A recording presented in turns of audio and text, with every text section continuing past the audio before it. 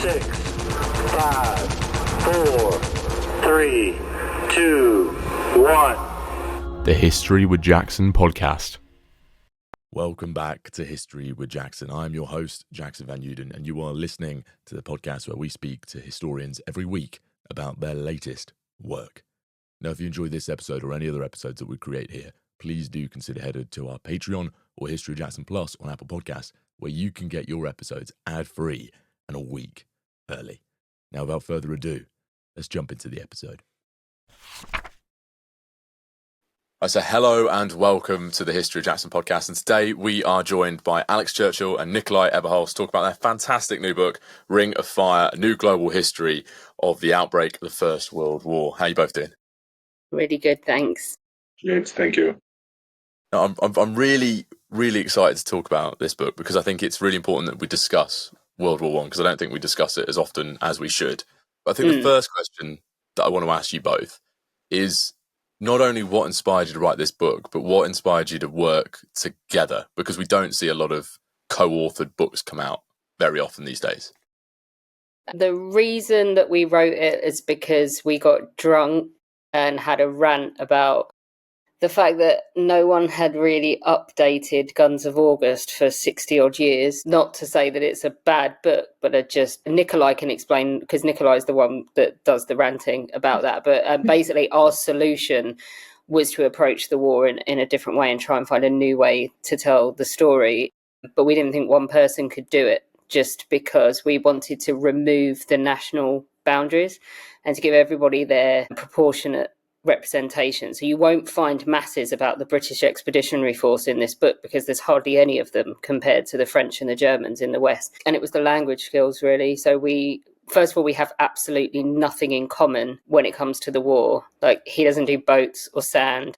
I don't do the Balkans because I can't say any of the place names, or what becomes the Eastern Front. And also as well, we have the opposite language skills. So I did the French, he did the German and the Russian. I did really bad Italian. But I think Nicolai's better placed to talk about why we thought there was a gap in the market for a book like this. Yeah, I mean, it is really, we talked about the Guns of August. I think I'd done some Twitter rants as well before that about the fact that I found it weird that the most famous book about the outbreak of the First World War has sort of cut out the place where the First World War started, which is in the East and in the Balkans more specifically. But that is a very Western, I wouldn't say Western Front, because as we might get into, the Western Front is not really there yet, but Western-centric and Western-focused. It's everything else is sort of either not discussed or just passed in a sort of short-form summary of events. And we really wanted to tell the story that this is a global war from the beginning. This is a massive conflict on multiple fronts, and you have to understand both to understand the whole. Because these two fronts, or multiple fronts, because we're not only talking about two, we're also talking about the Balkans, and you can argue that there's more than one Eastern Front in the beginning, that they also sort of affect each other, and you can't really understand what's going on if you only look in one place. So it's really about this smashing the boxes that we talked about before as well, that we really didn't want it to be focused on one thing in the West and one thing in the East. We wanted to sort of break it down and tell it from a completely different point of view. I think we wanted to make a dumpster fire, we said, didn't we? Like, we basically said, if you're writing only about the Western Front or only about the Eastern Front, then you lose the interplay between the two and how they impact each other. And that's something that I know I'd always wanted to write about, and so did Nicolai. So we decided that was our selling point, was that we were going to make this one massive dumpster fire of the First World War and then try and structure it a new way to tell a different story. It definitely. And we also wanted. We also, what the Guns of August does is really tell it from a very top-down perspective. And we, from the very beginning, were saying, no, we don't want to tell that story. We don't want to be like just an overview of campaigns and divisions and corps on a big map of Europe. No, we want it to be from the bottom up. We want it to be normal people, common soldiers, civilians, and get those voices and really rely on the first-hand accounts of the people who were most affected by it on the ground. I think it shifted my perspective of where the conflict lies, because I think a lot of time within the British schooling system it is a very political, top-down, Frankish telling of this war when it's really not. So I think another question to kind of ask on this front is, when we talk about World War II, we often talk about it being a war of hatred, but we don't often look at that within the context of World War One. So is this a war of hatred, or is it just this kind of clash that's an extension from what kind of war was before? I think that there's hatred there, but I think it's subservient to imperialism. I think this is an imperial war. This is all about stuff that people have, and either they want to. So I break it down for school children. I basically say that you can, if you look at all of the great powers as people, you have like elderly old codgers like Russia and Austria-Hungary. So they're all about maintaining the stuff that they already have, and because it's all crumbling away from them at that point. And I say that like France and Britain are like middle-aged. They quite like the status quo in terms of imperialism because they have all the stuff and they'd quite like it to stay as it is. And then you have upstart countries like Italy and Germany who are new, like both of them. Neither of them existed before the mid 1860s.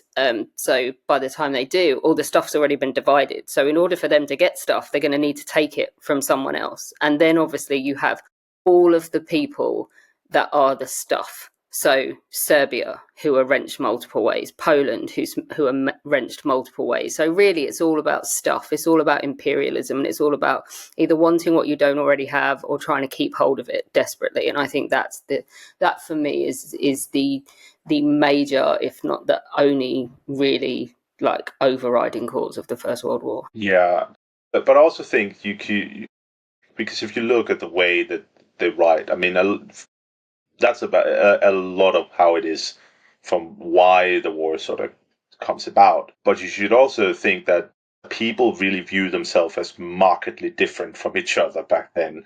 I mean, today we sort of view Europe as just Europeans, and we talk about Europeans versus, say, people from the Middle East, or people from Russia, or whatever how you want to divide it. Back then, it was much more divided. That within countries like Austria-Hungary, you had people who viewed themselves as markedly different from each other. And you talked of French people as being a completely different, separate race from Germans and vice versa. And there was hatred in there. I mean, there was definitely racism, although they didn't call it that in the same way, but there was definitely, if you see the way that people thought about, say, the Austrians thought about the Serbs, they didn't see them as on the same level. They saw them as small upstarts who were causing trouble on their southern border and within their own territories. So there are parts of this where you could say that there is, from getting the common soldiers to fight, there is definitely a way of portraying each other as the enemy in a more fundamental sense, in a way. And then when you're talking about soldiers there, how long does it actually take for this war to kind of begin to be mobilised? Because we often, as you said at the beginning of the episode, Alex, the British aren't really there 1914, so you mainly have the French and the Germans. How long is it taking them to mobilise and actually get into a state where this can become a war? I think this is the really important distinction we wanted to make, that to mobilise an army doesn't mean that you are definitely going to war. I mean, Switzerland mobilised more men than Britain on the outbreak of war, but they don't end up going to war. Turkey mobilises straight away. Italy is starting to try and drag people back from all over the globe straight away. So mobilisation doesn't mean you are committed to going to war. It's just supposed to put you in readiness for it. So the book actually starts with, if you like, the mobilisation of the Navy, or the beginning of the Royal Navy being mobilised, because they were all assembled for the fleet review at Portsmouth, and they didn't disband. All leave was cancelled. So we start with them steaming north to Scapa Flow. And I think the first few chapters of the book are very much about it was quite liberating because we decided to go bottom up. it would have been great because we don't have to study the July crisis, but like idiots, we spent months doing that before we realised that we weren't going to need any of it. So we did do that work, but it meant that we just jump in, like I say, with the Royal Navy steaming north. So we can just immediately go into how did people think, how did they feel, how did it impact their daily lives without actually worrying about any of the why, which was liberating.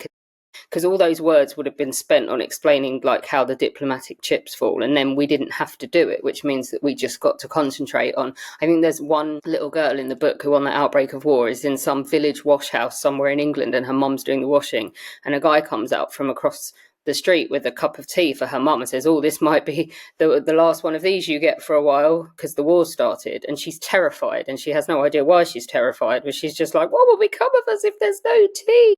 So I think it was, like I say, liberating to not have to cover the big people, the powerful people, and just to talk about how this impacted everybody across the globe. Yeah, and to the effect, I think what we also did, because we are covering a very short period, I think when you read it, you'll be amazed of how much happens within it. And when you're done with the book and close it and you're finished, and you realize, well, we're only on about September the 11th, 1914.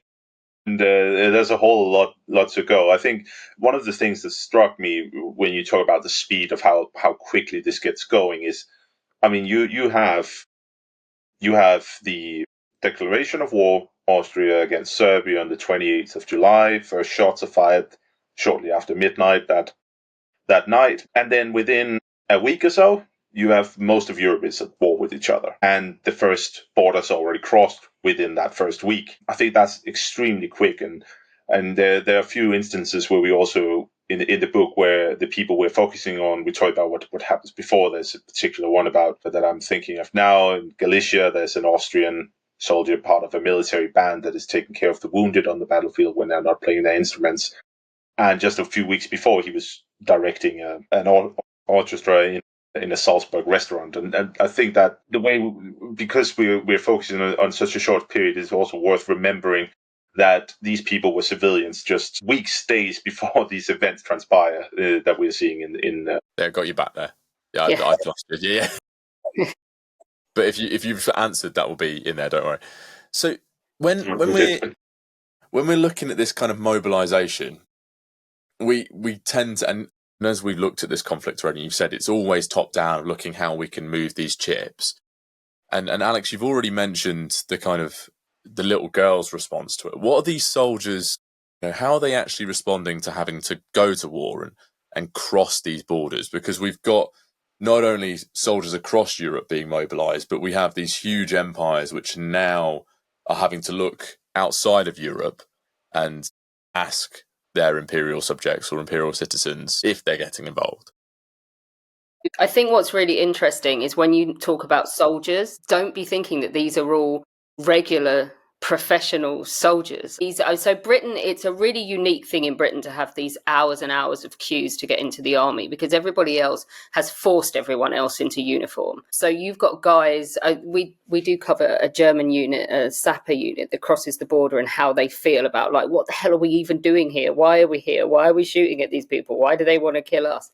But I think a lot of these people, like 2 weeks before, they were bakers and shopkeepers. And you have to think about this. This is the first time this has ever happened with these massive citizen armies. And one of the things, so Nicolai wrote the chapter about atrocities. One of the things that happens when you railroad inexperienced or out of practice men back into uniform and force them into this scenario is you end up with these flashpoints that are, I mean, largely speaking, if you're looking at the atrocities in the West, you're looking at people who are drunk, exhausted, terrified, haven't had any sleep, don't know where they are, don't know what's going to happen to them, and they lose their minds. And they've been conditioned to believe that every civilian wants to kill them. So the inexperience of some of these units and impacts how they behave and really colours the first weeks of the war.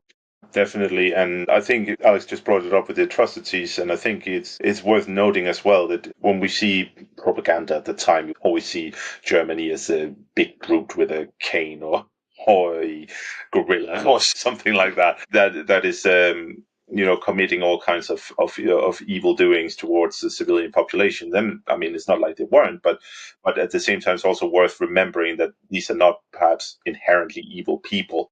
I mean, a few weeks before, they were normal people, they were family men, they worked in the fields. That these have been put into absolutely extreme conditions, and that's how they react to that. Not in a way to sort of say that, oh, then it's okay, but it's in a way to try to maybe keep the underlying causes of why some of these things happen. And I think a lot of these people are simply just not able to handle the situation they're put in. It is an absolute shock to them what they're experiencing on the battlefield once the artillery shell starts flying and the bullet starts flying. I mean, then something happens in them that is hard to explain. Something that I think by focusing on in the book, by focusing on normal people, on their words and the first-hand accounts, we really try to bring out and give a sense of what this is in a way that you, for example, won't get if you just look at from a top-down view. I think organisationally as well, it's not perfect. Like, don't be even the German army aren't super prepared and super perfect as to how they employ. They're so hell-bent on getting people to war. I mean, there's an account in the book of a Polish unit in the German army after a big battle, and the first thing they do is loot the town of Rossignol for underwear because they haven't changed their pants in 2 weeks, because nobody gave them any pants. So like literally, and apparently they didn't care whether it was a Silesian unit, and they didn't care if it was women's bloomers, anything. They just wanted clean underwear. And the same, so the Dutch mobilised heavily as well. And all those guys turn up and are basically, no one told them to bring their own pants. And there are no pants to give them. So they're like, oh, well, this isn't good, is it? So I think as well to think of these armies as the armies that close out the war, or even the armies that are fighting by 1916, this is a very different beast.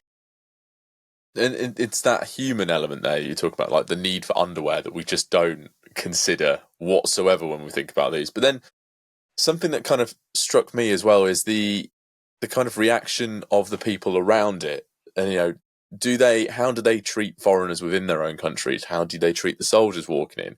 But then also, in terms of the Belgians, do they look after their ordinary civilians, or do they just leave them? Why is that? Why are there so many different reactions to how they treated either soldiers or they treated their own people? There's a lot of othering, isn't there? So on my side of it, when I was looking at, we always say the war in the West or the war in the East, because the Eastern Front and the Western Front don't exist in this book. By mid-September, they didn't exist.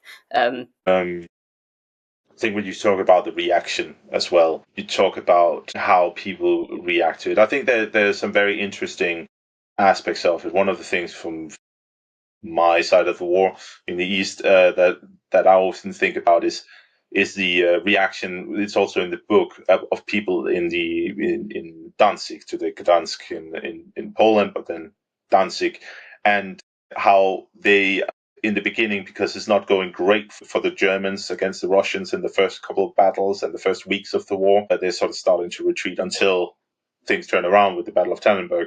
But in the beginning, they say, okay, we'll keep raising the flags and celebrating victory after victory after victory in the West, never in the East. And we're a lot closer to the East and the Russians than we are to the French and the Belgians and the British. And there's a reaction there. We also have a reaction from people in Hungary. I think it's in Hungary, where they receive the first casualty lists, and the casualty lists are not very long, but there are a whole lot of people wearing black all of a sudden, showing that they have lost people, right? And these, I think a part of it is very interesting to see how people sort of wake up to, this is something else. This is not what we expected. This is much bloodier than we thought. And you can see it as well in the way that the civilians react when their side, which they've been conditioned to think that they will easily win this war, suddenly their soldiers are retreating and they're occupied, is a complete disbelief.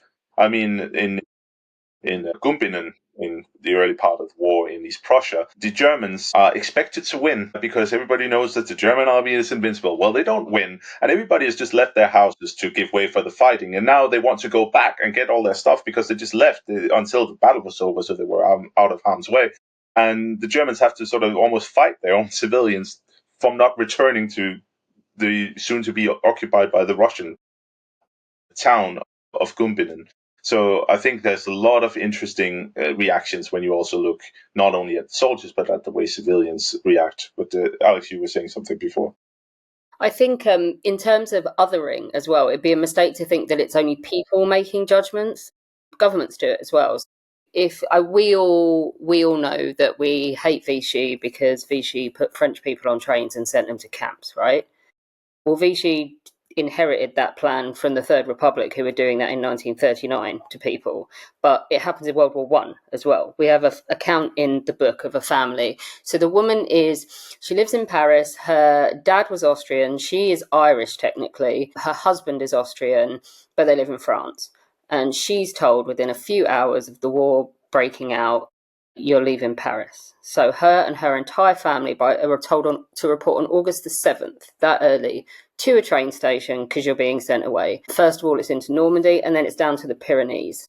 And the descriptions in her diary that she writes, I posted them online once and said, what do you think you're reading? And everybody called Holocaust straight away. People shoved into cattle wagons, not allowed out for hours at a time to go to the bathroom or anything. Still animal feces all over them, disgusting conditions, rocking up at places that aren't ready to house them, the locals despising them. At one point, they're mistaken for Belgian refugees and they're thrilled because people start giving them food. They're like, don't tell them we're French, because then they'll want to know why we're being sent away.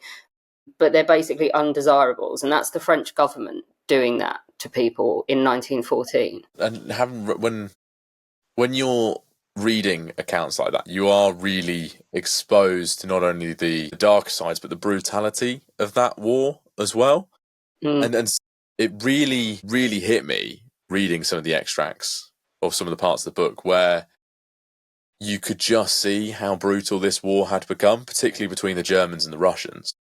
I think it's interesting because someone put in a review that they had always kind of like regarded this before the trenches got dug and we get to the mud and the poetry and all of that crap.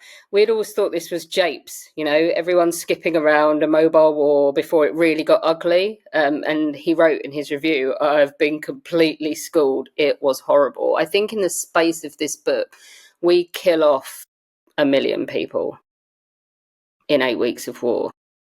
And we tried to be selective about the really brutal quotes.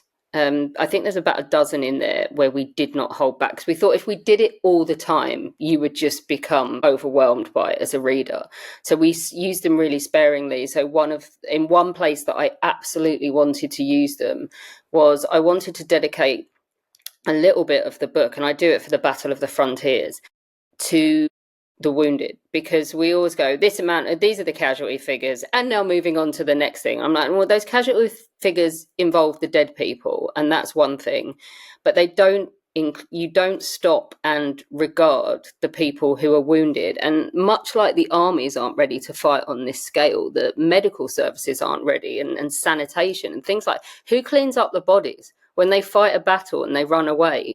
It's the civilians. So the civilians are like, well, we can't live with all these dead people lying around our village, so we're going to have to form a squad. They've taken all our pack animals for the army, so we're going to have 2 guys pulling a wagon, and we're going to go collect the bodies and bury them. And a lot of the time, it's a point of honour, especially if it's French people burying French war dead. But I wanted to convey as well the sort of the broken people in the aftermath of it. That there's one, and I never forget him. And I think I actually managed to find out his name because someone had put his initials in something. And I just, like an absolute loser, went through the entire unit looking for who it was because that had died. And it was a guy who's had his arm blown off, a young guy. And he's literally, the witness who sees him says that he's basically standing there rubbing the stump up and down on a wall. I think because he's so beside himself in pain, he doesn't know what to do with himself. So whatever's going through his head at that moment, that's how he tries to, numb the pain, apply pressure. I don't think there's any logic to it, but that's his response. So there's a few quotes like that, and we left them in on purpose, didn't we?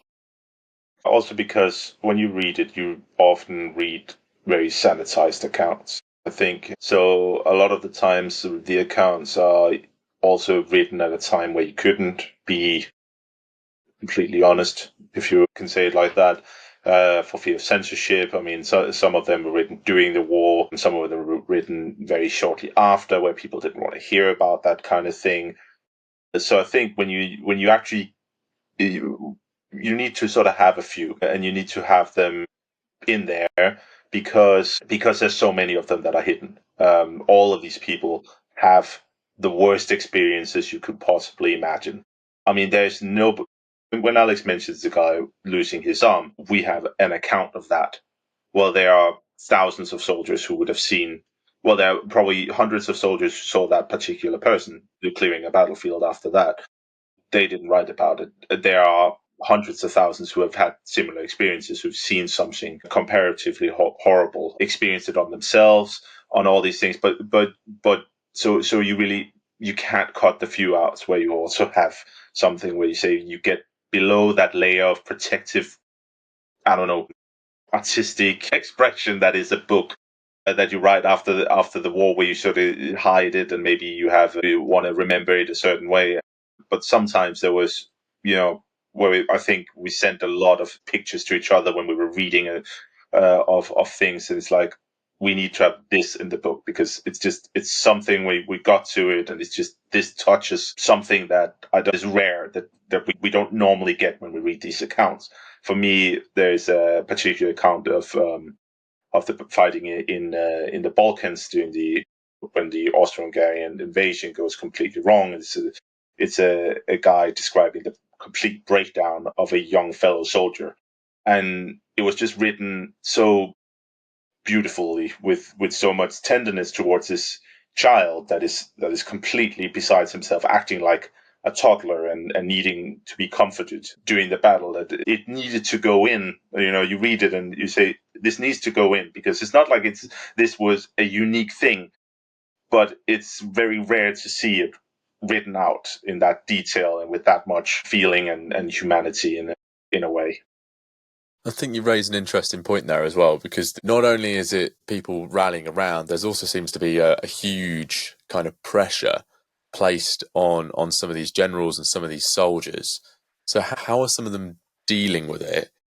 But then how are some of them just not dealing with it? I'll go first, and then Nicolai can go with his Russian. So I've got, because I know exactly who's going to go for. I've got that town I talked about where the Poles are running around looking for pants. That the divisional commander, or is he called commander?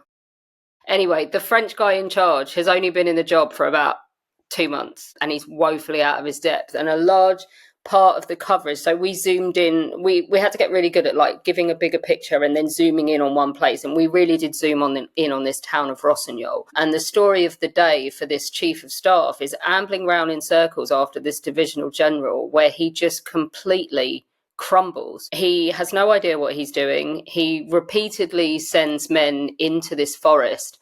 He's adamant there's only few scattered German Uhlans in there. There aren't. There are all these Poles. There's a whole regiment, and there's even artillery coming up behind of them that eventually get out of the trees and manage to limber up as well. But he's absolutely bereft and useless on this day. And the account that I've included in the book is basically his chief of staff going, well, I had to follow him because he's my boss. I've no idea what he's doing. I don't know why he's wandering around the forest. And I think the last anyone sees of him, the chief of staff gets injured and he says, General, I can't go on. My leg's buggered. And the general goes, oh, I can't find you later, and just wanders off. And they find him dead. Whether or not he shot himself or someone shot him, don't know, but he absolutely just crumbled. Nicolai's got one on an even bigger scale. I mean, the Battle of Tannenberg, I'm guessing, because I think writing about the Battle of Tannenberg is just one commander on the Russian side after the other breaking down. It's just, then that person is just declares himself, I have to go, or completely breaking down and not reporting that they are retreating. I mean, at some point, both flanks of the Second Russian Army is retreating without telling the army commander, who still thinks that they're advancing and everything's going well. And in the end, of course, he tries to save the situation by riding forward and commanding from the front, and then they cut off, and he's stumbling around the forest, muttering that he let the Tsar down, and then further behind his staff, and then he shoots himself. This happens so much. I think we have one in an Austrian as well during the Battle of Galicia, who basically enters a swamp with his entire division and is just lost, and he shoots himself as a result. We have an Austrian officer in Serbia who, after the first setback, the very first day, is trying to resign from the army, but is not, of course, not allowed, because it just tells you that this enormous pressure. I mean, these are not new men in charge. These are I mean, later in the war, and as Alex says, during the war, there's an exchange, but some of these have been trained for this and been in this position for I don't know how long before this in peacetime. And now the time has come and they're all set for it. And then they go into battle and they mess up. Their whole world collapses because how are they going to deal with this? But then we also have a lot of accounts of simply people who seem to, as in more normal soldiers, the lower ranks, and NCOs, lower ranking officers as well, who simply cannot handle it. I mean, we have numerous accounts of, as I said before, people breaking down, people going mad, shooting themselves during the retreat. We have a pretty haunting account from a Polish guy from the retreat from Galicia of a guy who's just rambling and naked, I think, and shoots himself. And you have people trying to also, I think, one of the things that struck me, I think we only have one of them in it just because of, but that we actually had several people in the Balkans saying that this is like the famous book by French author Zola, the debacle, I think it's called which deals with the retreat of the French during the Franco-Prussian War. So it's interesting to see how also they're trying to put into words what they're experiencing from reference points that they have, in a way. And some of these reference points are historical or from art and novel. And I think we all know that the thing that comparison you have in so many books from this time, this is not like those paintings and those stories. I think that a lot of soldiers are writing these things in the beginning, right?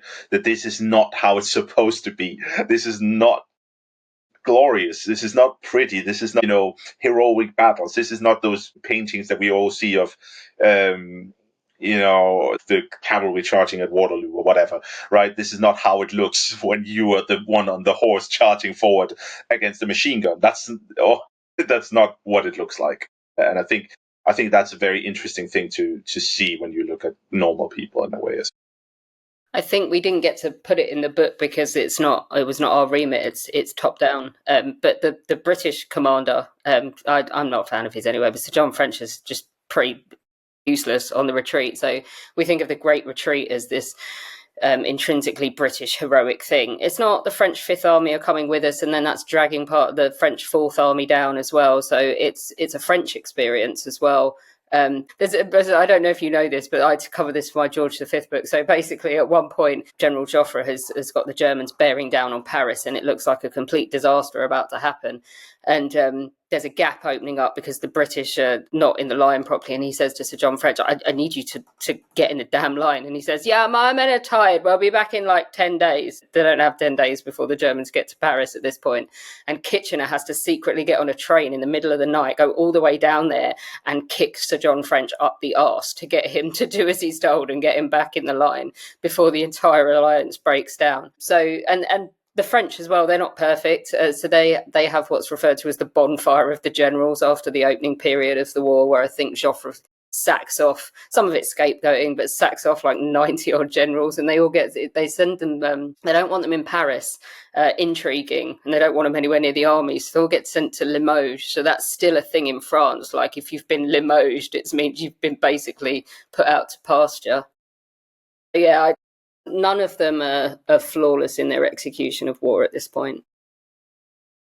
We've been speaking a lot about the war in the East and the war in the West and the different experiences there. But you also, because it is actually a book about the global war as well. There is conflict in Africa, there's conflict in the Pacific. What are these different theatres like? Are they similar to the Eastern and Western theatres, or are they just completely different things? Completely different in theory, but then you see some of the same experiences as well. So basically, the wider war at this point is all about Germany having this little empire scattered around the world. But what that means, unfortunately, as soon as war breaks out, is that they're surrounded everywhere. Britain is unique in that she has these dominions she can call on for truth to do something, not just to hand over troops at this point, but to can you just cause a nuisance in your corner of the world? And obviously they're all operating, I mean, it goes out of the window very quickly, but they're trying to operate under the premise that white people are superior to brown people when it comes to shooting at each other. So they ask, like, Australia, New Zealand, South Africa, can you just cause some noise? Because we have all of these reservoirs of men, white men, elsewhere in the world that can cause trouble for Germany before Germany can get anyone anywhere near there. And then it's not even about white men, but in Japan. So Japan, I think, they win the award for the sneakiest conduct in the beginning of the war. It's genius the way they do it. They get exactly what they want, which is they offer to come into the war straight away. And we're like, yeah, but we don't want you running amok down there in the Pacific. So if you could just try and find von Spey's squadron and stay in your box. And the Japanese are like, nah, not so much. Like, we want an empire. We're not settling for that. So Tsingtao, for them, it's a German enclave on the Chinese mainland, basically. And Japan stomps through China, which is neutral at this point, because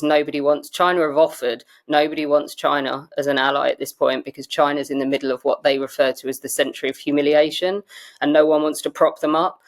So Japan just stomps through their territory to advance on Tsingtao. And I think the estimate is that to hold it, Germany would have needed 40,000 men. They have 700.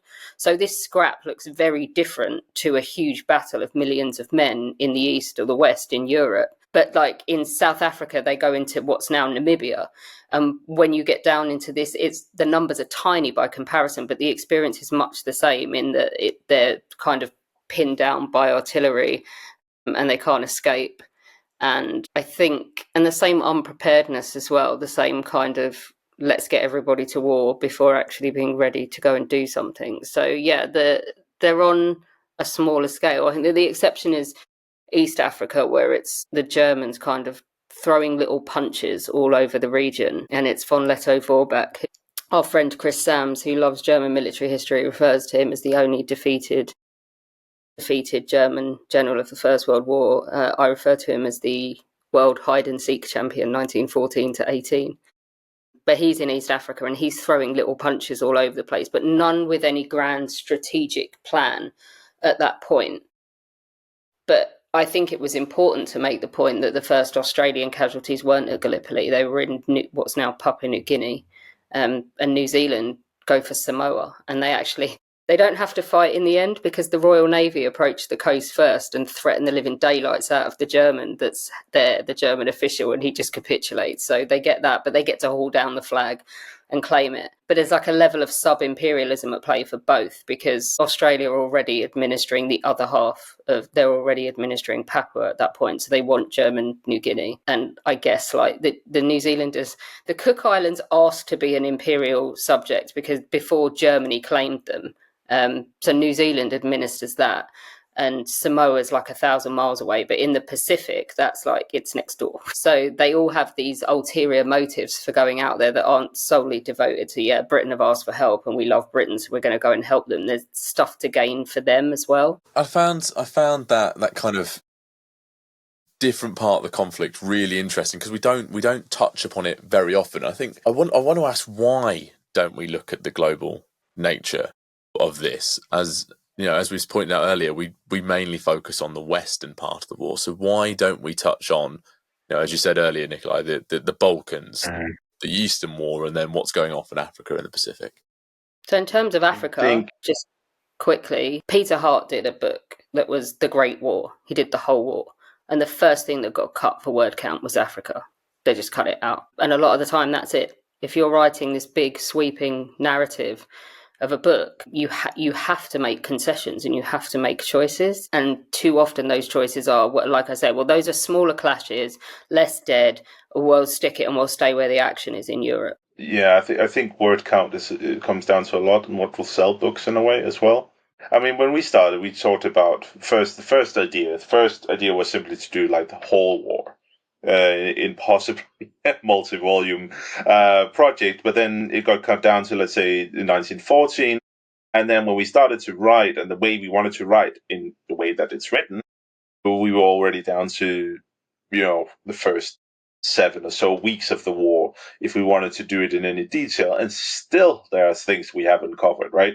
So I think a lot of it just comes down to, if you really want to do it. I mean, we were very conscious, part of the whole why we're doing it, going back to your first questions and Alex's answer, that we are doing it as two, historians with two different focus areas. We really wanted to say, okay, we have so many chapters for this. We have so many chapters for this. We have to keep it balanced so that it's not some one thing that takes disproportionate center stage. And yes, I mean, you could say that some of it has less space, but then, okay, compared to the others, yeah, I think we hit a pretty good balance of numbers of chapters, lengths of chapters, and so on, to sort of cover where this war is at this point.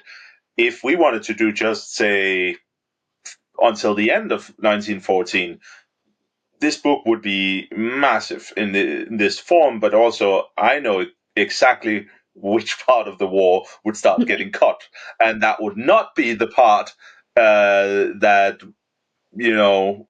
the British will later come on to and play a bigger part of, and the French and all that stuff that we know, and all the big famous names like Mons and Ypres and all those places. That is not where it would start getting cut. It would start getting cut at Vosges, at Ivangorod, at the San, at Przemyśl, and all these places would start getting cut down or have to be covered briefly. And that's what you see in a lot of those big volumes, that's called the First World War or the Great War or whatever. I think one thing we'd like to you have to fit it, do, and you can't. I think one thing we possibly might like to do, I think we want to go off and do something individually next, but is to do the sequel, which would be, and this is something that never gets written about because it's what happened next up to the beginning of 1915. Because if you've got one of these huge volumes, you get Battle of the Marne, you probably get a reduced Battle of the Aisne, and then First Ypres, and then you're on to Neuve-Chapelle if you're doing the Western Front. Like, nobody ever has done a book where the bulk of the book is about what they called the race to the sea, but isn't really a race to the sea. Like that. I mean, you've got all these places that end up being on everyone's radar, like British, they're ingrained in British consciousness. You've got the French fighting the Germans at Fricourt, at Thiepval, all these places that become British in inverted bunny commas later on in the war because we extend our line southward. But you've got, how did that line get drawn would be for me. And then like you have the mirroring of that in the East as well, with the Eastern Front people. And then you've got like big money items like the absolute insane carnage in the Carpathians, which is just one man's idiocy, basically. I hope no relatives of Conrad von Hotzendorf are listening to this podcast. But there's some really amazing stuff in there. And like we cliffhangered Tsingtao because we couldn't go all the way into 1915 with it. So we had to stop at the bit where the defences had failed and the Germans withdrew inside for the siege. There's still the siege to do as well. So for me, that would be, if someone said, "Oh, were you doing 1915 next?" And I'm like, no. If we were going to do another one, I think we'd love to. Done. Yeah. We're not done with 1914 yet, but I think space a lot of the times. I mean, and if you talk just in single volumes, I think it's a lot to do with sources as well. I mean, if you think, I think the Second World War has moved in a more inclusive direction when it comes to the Eastern Front. It's become almost encompassing in some areas where the focus is now very much on what happened in the East, and more books are coming out about what happened in the East of the Second World War. But if you go back 20, 30 years, that was just like, something that happened. There was Stalingrad, and then there was Kursk, and then they went Berlin, right? Magically appeared from somewhere in eastern Ukraine, and suddenly, poof, now they're in Berlin. That has changed. That has not happened yet with the First World War. I mean, we're still reading the same old book by Norman Stone from the 70s, right? That is the go-to book on the Eastern Front, and I'm not fond of it because there's a lot of errors in it, and it ends sort of in the middle without finishing what it set out to Isn't do. it only like about 80,000 words as well? Like, it's not long. It's not a big book. It's not a big book, but then again, you also have a newer book by David Stone, and it's not much longer, but he does a much better job of sort of doing it. But of course, not in any detail like we do. It's very much an overview, and I think the war has stayed on an overview. We don't hear that was part of what we wanted to do as well with this, was just give a voice to these people that we never hear from. I mean, we never hear from a Russian soldier in a book like this. We never hear from all these smaller minority parts of the Austro-Hungarian Empire. We went to great deals to try and see if we could find a voice from every part. So you have a Bosnian, you have a Slovene, you have a Slovak, you have a Romanian, you have a Hungarian, all these parts, to sort of say that these are people that we just don't hear about, and we wanted to include them and give them that voice. But of course, again, if you talk a book like this, if you start adding all those voices, the book grows, and suddenly you have a big 450-page book like ours that covers the initial 7 weeks of the war without the July crisis, without much of an ending, a very open-ended, and that's it. So yeah, it's I think what we did is different, and I'm very glad that we got to do it the way we wanted to do it, that we were sort of allowed to cut it down to such a brief period and focus it on it like that. I think, it's really nice seeing how much. Sorry, I was just going to. Massive kudos to Ian McGregor as well, who, when I first said to him, I want to write World War I book, he went, nah. And somehow our agent turned him around on it for letting us run with this. But I think, it's when we handed it in, or well, we didn't hand it in, but when we finished, it was 180,000 words. So I cut more than 50,000 words off it. So as part of our deal, Nicolai does more of the translation at the front end, but English isn't his first language, so the last edits were always me. And there were times like I would ring him and I'd just say, like, your atrocities chapter, which has brought you to the brink of an emotional breakdown for the last 3 months, has got to be halved. And he just went, just do it. I'll cry about it later, just get it done. Which somehow we came out of this without having a fight, despite having to make calls like that, because I think no call was ever made to the detriment of the other person's interests. I think it was fair throughout. But yeah, we did have to make some pretty tough calls about whose voices got in and whose didn't in the end. I could see how much you enjoy the process of working together and actually writing this book. And I think that leads us nicely onto the final fun question that I do for everyone who comes on the podcast. You're mentioning the various voices that you had and some of the dark moments, but what was the nicest thing that you saw in some of these sources when you were doing the research? I'll let Nicolai think for a bit longer. I'm going to say it was the nicest, but as someone who in another life was a soulless PR and marketing hack, I did find one thing where I was like, this is gold. Like, British people are going to lap this up, and this will be the thing they remember about. And it's the dead horse, because like I say, we kill off about 1 million people in this book, but everybody remembers the name of that cavalry horse that has to be put down just before the Battle of the Marne, where we describe what happens in that reconnaissance patrol. And then Raimi is hurt, and there's a guy describing how he didn't want the barrel of the gun to touch him in the ear because he didn't want him to know what was coming. Everybody remembers the horse, and I do remember finding that and thinking, yeah, this is gold. This is British people and their animals. They're going to lap this up. Yeah, I think I have sort of two. One of them, I would say, is I was very glad to also include parts of the voices of Danish soldiers in the German army. I think, as a Danish person myself, it's something that I think is not very well understood in Denmark either, but that a large part of the German army, well, not a large part, but a significant number of Danish soldiers fought in the German army, because part of Denmark became German for about 55 years after our defeat to them in 1864. and they were just recruited. And I think a lot of those voices are unique because they are not normally looked at by anybody because they're translated from Danish and sometimes a little clunky old Danish. And I think that I found that funny too because of the Battle of the Mons, which if you read it from a classic British perspective is always, the Prussian army, the first army, the big baddie of the early part of the war is coming down on these small, plucky Brits holding this industrial town in Mons, and this horde of German warriors and everything. And then when you go in, that everybody who attacked them on that day, most of them were Danes, who really didn't want to be there. And I just find that very funny. Because it's a completely different thing. But it also gave us an opportunity to tell this very well-known part of the war from a completely different point of view. That we have several Danish soldiers describing what's happening to each other in a situation that we have heard so many times before. So even the part of this book that we all knew we would have to include the Battle of the Mons, we managed to do it in a way that I think we haven't heard before. That was the one thing. And the second thing is just a very short one that I like to bring up in almost everything we've done is the fact that this book really teaches you how similar we are as people.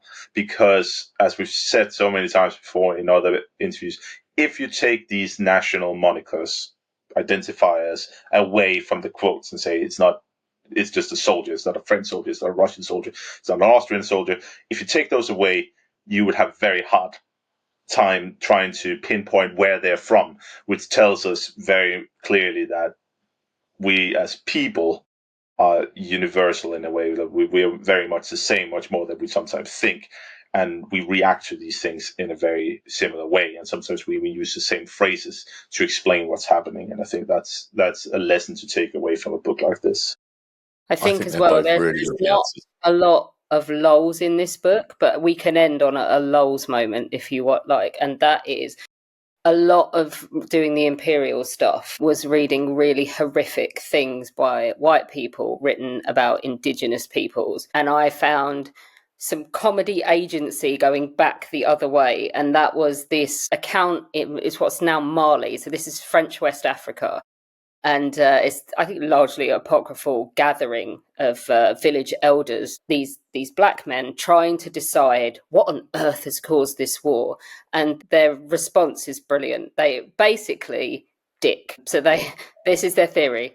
So white men are known to be obsessed with their penises. And given that there's such a massive shortage of white women, I'll explain that in a minute, inevitably these mofos were going to come to blows at some stage. And then everyone else goes, yep, that's absolutely it. Couldn't agree more. That's what it is. Their assumption about the white women is because French colonial officials didn't traditionally take their wives on posting with them. So it was always guys turning up on their own. So their assumption is there's no women in France. And that's why they're all going mad, because they've got nowhere to stick it.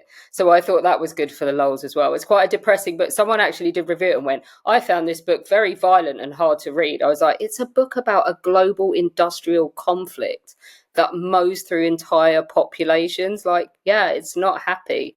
But that did make me laugh. I think that is a nice lull moment to end that on. Yeah. Thank you, Alex. You give me a good laugh today. Thank you. Yeah. And then obviously people are going to want to get a copy of Ring of Fire. Where can they go? Preferably an independent bookshop, because use them or lose them. Don't buy it from the secondary space wanker. But also, Nicolai and we've only done 2 events this year, one in the US and one here together. And the British one is in Bristol. It's the Great War Group Conference, which takes place in mid-October. And that's basically the only place where you'll get the British version of the book signed by both of us. And we're also doing exclusive talks at that conference that we won't give anywhere else. So mine is about how General Foch is a sex god, and Nicolai's is about the Battle of Galicia as well. So come say hi, come hang out with us and our mad friends. No sex gods there. No sex gods in Galicia. No sex gods in Galicia. Of how both those talks are completely different from one another. And then if people want to go and follow you guys and the Great War Group, where can they go? So Great War Group's still on Twitter. We're largely not. But Blue Sky, we're on Blue Sky. Come find us. It's nice there. People don't always agree about everything, but then they don't threaten to murder each other when they don't. So yeah. Yeah, I think this is one of the nicest places to be. But thank you very much, guys, for coming on. 7, 6, 5, 4, 3, 2, 1. The History with Jackson podcast.